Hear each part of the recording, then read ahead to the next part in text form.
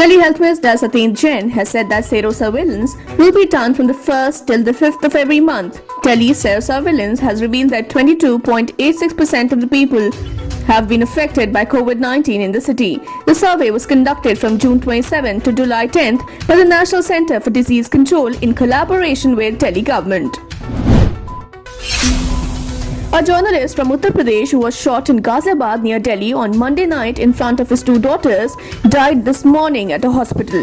CCTV footage showed the journalist Vikram Joshi lying on the road, wounded, and one of his daughters weeping, screaming out for help. Vikram Joshi was travelling on a motorcycle with his two daughters when a group of men assaulted him and opened fire at him at around 10:30 p.m. on Monday. The officials of the Enforcement Directorate raided the premises of Rajasthan Chief Minister Ashok Gehlot's brother Agra Sen in a money laundering case linked to fertilizer scam. Other places too were raided by ED officials as part of the nationwide search. A Jodhpur-based company among Anupam Krishi, owned by Agra Sen Gehlot, is among those where raids are being conducted. According to ED officials, Agra Sen Gehlot is accused of selling the muriate of potash, which he got at subsidized rate to companies based abroad.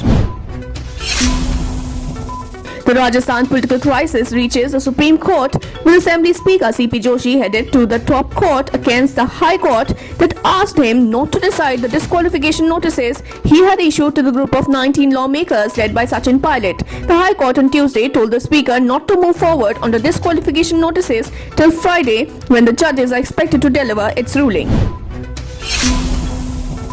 Domestic gold and silver futures soared to all-time highs on Wednesday, tracking a global rally with the yellow metal contract climbing above rupees 50,000 mark for the first time ever. Multi-commodity exchange gold futures due for delivery on August 5th rose by rupees 493 or 1% to record rupees 50,020 in the morning. Silver futures due for September 4 delivery climbed to a record of rupees 60,782, surging 6% from their previous close of rupees 57,342.